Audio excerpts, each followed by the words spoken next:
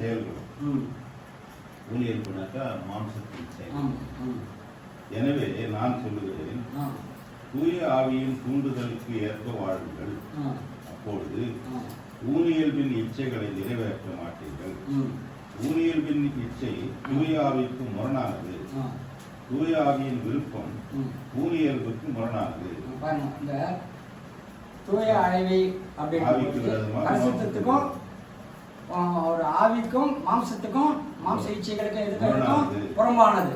மாம்ச இச்சைகள் வந்து பழைய இது நம்ம பழைய சுபாவங்களெல்லாம் இந்த பழைய சுபாவங்களெல்லாம் பழைய காலத்தில் இயேசு கிறிஸ்துக்கு வராதப்போ எப்படி இருந்தோம்? பொய் சொல்லிக்கினேன், திருடிக்கினேன், கொலை பண்ணிக்கினேன், என்ன ஒருத்தர் மேலே ஒருத்தர் தவறு சொல்லிக்கினேன், இச்சை நோக்கத்தோட பார்க்கறது, இதெல்லாம் வந்து பழைய இது மாம்சத்துக்கும் ஆவிக்கும் புறம்பா இருக்கிறது, ஒரு வித்தியாசமா இருக்குது. அப்போ